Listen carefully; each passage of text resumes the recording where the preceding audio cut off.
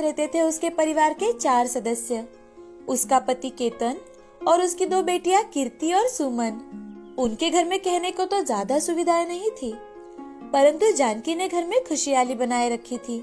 एक दिन उसकी बड़ी बेटी कीर्ति उसके पास आती है और उससे, माँ, मेरा जन्मदिन नजदीक आ रहा है। आपने कुछ सोचा भी है मुझे क्या भेंट देंगी? कीर्ति, तुम्हारा जन्मदिन हो और मैं कुछ ना सोचूं, ऐसा कभी हो सकता है क्या? माँ के ऐसे कहते ही दोनों माँ बेटी खिलखिलाकर हंसने लगती है। जानकी ने वाकई बहुत ही बढ़िया भेंट सोच रखी थी अपनी बेटी कीर्ति के लिए, और इत्तेफाक की बात ये थी कि दोनों माँ बेटी का जन्मदिन एक ही दिन आता था। ये बात जानकी की छोटी बहन सुमन के ध्यान में थी। एक दिन कीर्ति और जानवी स्कूल से घर आ रहे थे, तभी जानवी कीर्ति से, दीदी, आपको तो याद है ना कि आपके साथ साथ माँ का भी जन्मदिन आ रहा है?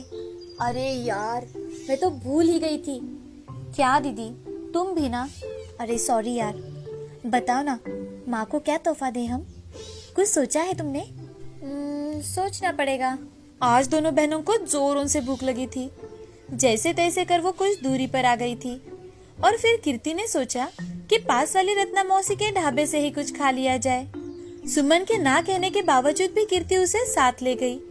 वहां जाकर कीर्ति उनसे, मौसी, अरे ओ मौसी, बहुत भूख लगी है, आपके हाथों के छोले भटूरे खिला दो ना। अरे वाह, आज तो तू सुमन को भी ले आई। बैठ, अभी लाई तेरे पसंद के छोले भटूरे।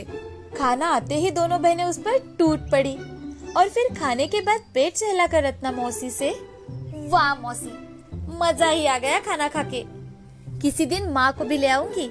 हाँ मौसी। फिर दोनों बहनें घर के लिए निकल पड़ी। घर पहुंचते ही उन्हें अपने पिता केतन के चिल्लाने की आवाज आती है कि, अरे क्या मतलब पैसे चाहिए? पैसे क्या पेड़ पर उगते हैं जब तुम मांगो और तुम्हें मिल जाए? जी ऐसा नहीं है, मैं तो बस कीर्ति के जन्मदिन के लिए। इससे पहले कि जानवी केतन से कुछ बोल पाती, केतन उससे, अगर इतना ही शौक है ना पैसे उड़ाने का तो खुद जाकर कमा लो। इतना कह केतन वहां से चला गया। जानकी की आंखों से आंसू आ गए थे, लेकिन अपनी बेटियों को अपनी बेइज्जती का एहसास नहीं करवाना चाहती थी वो। इसीलिए जानकी मुस्कुराकर कहती है, अरे तुम दोनों कब आई? आओ, गर्मा गर्म रोटी और दाल बनाया है, खाना खा लो। नहीं माँ, आज हमें भूख नहीं है, आप खाना खा लीजिए। आज बहुत सारा होमवर्क है, हम थोड़ी पढ़ाई कर लेते हैं। जानकी अनजान थी इस बात से कि उसकी बेटियां सब जानती थी अपने पिता के दुर्व्यवहार के बारे में। वो दोनों बहुत दुखी थी अपनी माँ की इस हालत से। जानकी और कीर्ति बस के पैसे बचाने के लिए कभी कभार स्कूल पैदल ही चलकर जाती और चलकर ही घर आती थी। कभी कभार बाहर खाना भी खा लेती थी। उस रात सुमन को नींद ही नहीं आ रही थी, तो वो मन ही मन, ऐसा क्या कर सकती हूँ मैं कि जिससे माँ को हर दिन पैसों के लिए खरी खोटी न सुनने पड़े। अचानक सुमन को कुछ ख्याल आता है और वो उठकर बैठ जाती है। अरे वाह, ये आइडिया जरूर काम कर सकता है। सुबह होने पर सुमन आज स्कूल नहीं गई। उसने बहाना किया था कीर्ति से कि वो बीमार है। सुमन के पिताजी भी कुछ देर में खेत में निकल गए। घर में बचे सिर्फ जानकी और सुमन। जानकी अपनी बेटी के पास बैठकर उससे, अब तबीयत कैसी है सुमन? सुमन उठकर बैठ जाती है और अपनी माँ को देख मुस्कुराकर, बहुत बढ़िया हूँ माँ, आज मेरे साथ सैर पर चलो ना माँ। अरे बेटा, तुम्हारी तबीयत ठीक नहीं है, आज के दिन आराम करो। नहीं माँ, चलो ना। अच्छा चलो। सुमन ने जानकी को कुछ बोलने का मौका ही नहीं दिया और अपने साथ रत्ना मौसी के यहाँ ले गई। वहां जाते ही जानकी ने देखा कि मौसी कुछ औरतों के साथ ढाबे पर काम कर रही थी। सुमन, यहाँ कहाँ लेकर आई तुम मुझे? माँ, आप बहुत ही बढ़िया खाना बनाती हो, तो इसीलिए मैंने सोचा कि क्यों ना रत्ना मौसी के साथ आप भी ढाबे पर काम कर लो। मैं और ढाबे पर? ये क्या बात कर रही हो सुमन? तभी वहां रत्ना मौसी आ जाती है और वो, गलत कहाँ कह रही है सुमन? जानकी, तुम अपने समय की लाजवाब रसोइया हुआ करती और फिर शादी के बाद तुमने सारा काम छोड़ दिया। तुम मेरे पास ढाबे पर रसोइया का काम कर सकती हो।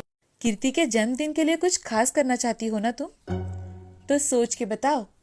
जी। तो फिर देर कैसी माँ, आज ही से आप मौसी के साथ काम करना शुरू कर दो ना। पिताजी तो वैसे भी शाम को घर आते हैं। बेटी से मिले प्रोत्साहन ने जानकी को थोड़ी हिम्मत दी और फिर वो ढाबे पर काम करने लगी। मौसी का ढाबा स्कूल और दफ्तरों से नजदीक पड़ता था, इसीलिए उसमें बहुत से युवा खाना खाने आते। जानकी के हाथ से बने खाने में उन्हें माँ के हाथ का स्वाद मिलता था, इसीलिए वे सभी ढाबे पर भरपेट खाना खाते थे। देखते ही देखते ढाबे में लोगों की संख्या बढ़ने लगी, मौसी और जानकी का काम भी। और फिर आया कीर्ति और जानकी का जन्मदिन। जन्मदिन की लाखों शुभकामनाएं दीदी, और माँ आपको भी। तुम दोनों को जन्मदिन की बहुत बहुत शुभकामनाएं। जानकी ने अपने बेटी के लिए एक सुंदर सी ड्रेस दी, जिसे देख कीर्ति बहुत खुश हो गई।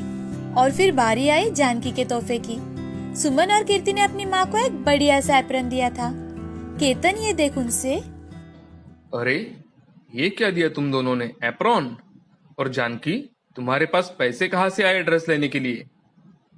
इससे पहले कि सुमन और कीर्ति कुछ कहे, जानकी बोल पड़ी, ये पैसे मैंने ढाबे पर काम करके कमाए हैं। आप ही ने कहा था ना कि पैसे चाहिए तो खुद कमा लो। तोहफे के लिए बहुत बहुत धन्यवाद मेरे बच्चों। जानकी का आत्मविश्वास फिर से वापस आ गया था और साथ ही साथ केतन को अपनी गलती का एहसास भी हो गया था। अब उसने निश्चय किया था कि वो जानकी को कभी ताने नहीं मारेगा और उसे अपने बराबरी का मानेगा। उसने तोहफे के तौर पर जानकी को और रत्ना मौसी को ढाबे पर मदद की। साथ ही उन्होंने मिलकर ढाबे का नाम भी रखा, माँ का ढाबा। आज वाकई में जानकी के जीवन में खुशियाँ ले आ गई थी। हर एक इंसान के अंदर उसकी खुद की एक खूबी होती है जो उसे आत्मविश्वास के मार्ग पर ले जा सकती है।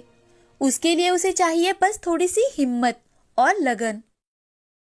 एक समय की बात है, शहर में तारा नाम की 8 साल की छोटी गरीब लड़की थी, जो अपनी माँ राधा और पापा अर्जुन के साथ एक छोटे से घर में रहा करती थी। अर्जुन मजदूरी करके घर चलाता था और उसकी बेटी तारा को स्कूल में पढ़ाता था। एक दिन तारा स्कूल से घर आ रही थी कि तभी उसकी नजर डांस हॉल की ओर जाती है, जिस दीवार को एक छोटा सा होल था। उसमें से वो अपनी आँख से अंदर डांस करते लोगों को देख रही थी कि तभी उसकी माँ राधा वहां आ जाती है और उसका हाथ पकड़कर उसे चिल्लाते हुए उसे घर लेकर जाती है। तारा, कितनी बार कहा है तुम्हें कि वहाँ पर ऐसे टाइम पास मत किया कर। पर माँ, मुझे भी उनके जैसा डांस करना है, बड़ा बनना है, टीवी पे दिखना है। माँ, मुझे भी जाना है वहाँ डांस सीखने। अरे बेटा, वो सब बड़े पैसों वाले लोगों का काम है। हमारे पास इतने पैसे हैं कहाँ कि हम तुम्हें वहाँ डांस सीखने के लिए भेजे। चलो चुपचाप अपनी पढ़ाई करने के लिए बैठो। माँ की डांट से तारा रूठ के कोने में बैठ जाती है कि तभी तारा के पापा अर्जुन घर आते हैं और वो तारा से, अरे मेरी प्यारी गुड़िया को क्या हुआ? ऐसे मुंह फुलाकर क्यों बैठी है मेरी गुड़िया? पापा, मुझे भी डांस सीखने जाना है। अरे बिटिया, तुम वहाँ जाती ही क्यों हो? अगर तुम वहाँ गई ही नहीं तो तुम्हारे मन में ऐसे विचार भी नहीं आएंगे। हाँ बेटा, हम तुम्हें पढ़ा रहे हैं, यही बहुत बड़ी बात है। तुम पढ़ाई में ध्यान दो और पढ़ लिख कर अच्छी कंपनी में जॉब करो। ठीक है माँ, पापा, अगर आपकी यही इच्छा है तो आज से मैं सिर्फ और सिर्फ पढ़ाई में ही ज्यादा ध्यान दूंगी। चलो अब खाना खाकर सो जाते हैं। कल सुबह पापा को भी काम पर जाना है और तुम्हें भी तो स्कूल जाना है ना। खाना खाकर सब सो जाते हैं। सुबह होते ही अर्जुन अपने काम पर चला जाता है और तारा अपने स्कूल। अब ऐसे ही उनका हर दिन बीता करता था। कई साल बीत जाते हैं। तारा के मन लगाकर पढ़ाई करने के कारण वो हर साल अच्छे नंबरों से पास होती है। तारा की पढ़ाई में प्रगति देखकर अर्जुन और राधा भी बहुत खुश थे। अब तारा का कॉलेज भी खत्म हो जाता है और एक दिन तारा को कॉलेज की तरफ से एक बड़ी कंपनी से इंटर्नशिप के लिए कॉल आता है और उसके बाद वो लोग तारा की काबिलियत देखकर उसे अच्छी पगार वाली नौकरी भी ऑफर करते हैं। तारा बहुत खुश हो जाती है और अपने माँ पिताजी से कहती है, माँ, पापा, मुझे एक कंपनी से इंटर्नशिप के लिए कॉल आया है, जिसके बाद वो लोग मुझे अच्छे पगार वाली नौकरी भी देने वाले हैं। पापा, अब आपको इतनी मेहनत नहीं करनी पड़ेगी। ये खुश खबर सुनकर अर्जुन और राधा की आंखों में से आंसू आ जाते हैं। अरे वाह बेटी, ये तो बहुत अच्छी खबर सुनाई तुमने। देखा राधा, मेरी छोटी सी गुड़िया अब कितनी बड़ी हो गई है। अर्जुन और राधा तारा को गले लगा लेते हैं और राधा भगवान के सामने दिया लगाने जाती है। लेकिन पापा। हाँ बेटा, बोलो, क्या हुआ है? पापा, वो इतनी अच्छी कंपनी में इंटरव्यू के लिए जाने के लिए मेरे पास एक भी अच्छी ड्रेस नहीं है। बिटिया, तुम उसकी फिक्र मत करो। शाम को घर आते समय तुम्हारे लिए एक अच्छी सी ड्रेस लेकर आऊंगा मैं। काम पर जाते ही अर्जुन अपने मालिक के पास जाता है और उनसे, मालिक, वो दरअसल। हाँ अर्जुन, बोलो, क्या कहना चाहते हो? मालिक, क्या मुझे कुछ पैसे उधार मिलेंगे? मुझे अपनी बेटी के लिए ड्रेस लाना था। ठीक है, पर पैसे समय पर जरूर लौटा देना। जी मालिक, धन्यवाद मालिक। अर्जुन अपना सारा काम पूरा कर घर आते वक्त तारा के लिए एक अच्छी ड्रेस लेकर आता है। दूसरे दिन सुबह तारा माँ पिताजी का आशीर्वाद लेकर इंटरव्यू के लिए निकलती है। जैसे ही वो रास्ते से जा रही थी, तभी उसकी नजर फिर से उसी डांस क्लास की तरफ जाती है और उनकी आवाज सुनकर वो फिर से हर रोज की तरह उस छोटे से हॉल से झांक कर देखती है कि आज वहाँ पर इतना ज्यादा शोर क्यों है। अरे अब हमारा क्या होगा? जो मेन डांसर थी उसका ही पैर टूट गया है। अब शो कैसे होगा हमारा? आज के आज हम कैसे अरेंज करेंगे ये सब? तभी तारा धीरे से दरवाजे के पास जाकर खड़ी होती है। क्या मैं आपकी कुछ मदद कर सकती हूँ? तारा की बात सुनकर वो सारे लोग उस पर हंसने लगते हैं कि ये गरीब लड़की उनकी क्या मदद करेगी। कौन हो तुम और तुम क्या मदद करोगी हमारी? सर, आप मुझे एक चांस तो देकर देखिए। अच्छा ठीक है, तुम्हें दिया चांस, अब दिखाओ हमें डांस करके। जब तारा उसका डांस स्टार्ट करती है तो वहाँ के सभी लोग आश्चर्यचकित हो जाते हैं और वो डांस टीचर तारा से, अरे तुमने ये कहाँ से सीखा? ये तो हमारी कोरियोग्राफी है। जी सर, माफ करना, पर मैं रोज आपका डांस देखा करती थी और घर जाकर प्रैक्टिस किया करती थी। मुझे बचपन से ही आपके यहाँ डांस सीखना था, लेकिन हमारे गरीब हालात की वजह से मैं कभी अंदर नहीं आ पाई। तुमने तो हमारी सारी चिंता एक झटके में दूर कर दी। क्या तुम आज के शो में हमारे ग्रुप में परफॉर्म करना चाहोगी? जी सर। अब तारा की खुशी का कोई ठिकाना नहीं था। तभी उसका फोन बजता है। हेलो हेलो मिस तारा, मैं कंपनी से बात कर रही हूँ। आज तुम इंटरव्यू के लिए आ रही हो या नहीं? जी मैम। ऐसा कह के तारा फोन रख देती है और सोच में पड़ जाती है। एक तरफ उसका बचपन का सपना सच हो रहा था और एक तरफ उसके माँ पिताजी का सपना। उनकी मेहनत थी जिससे उन्होंने तारा को इस मकान पर लाया था। लेकिन उस समय तारा अपने पैशन को चुनती है और अपने घर पर बिना बताए ही डांस क्लास वाले लोगों के साथ शो में परफॉर्म करने के लिए निकल जाती है। तारा की वजह से उनका पूरा ग्रुप वो शो में जीत जाता है और हर जगह सिर्फ तारा के डांस के ही चर्चे होने लगते हैं। सब होने के बाद शाम को तारा घर आती है। अजी सुनते हो, अपनी तारा आ गई, देखो तो। अरे बेटा, आ गई तुम? आओ आओ बैठो और बताओ, कैसा गया तुम्हारा इंटरव्यू? तुम्हारा सिलेक्शन हुआ या नहीं? पापा, वो दरअसल। तारा को कुछ भी समझ में नहीं आ रहा था कि वो अपने माँ पिताजी से कैसे सच कहे। वो उन्हें दुखी नहीं करना चाहती थी, पर वो उनसे झूठ भी नहीं बोलना चाहती थी। इसीलिए तारा ने उन्हें सारी बात बता दी। अरे तारा, तुमने ये क्या कर दिया? कितने दिनों बाद घर में खुशी आई थी। अरे ये सब करने से पहले एक बार अपने पापा के बारे में तो सोच लेती।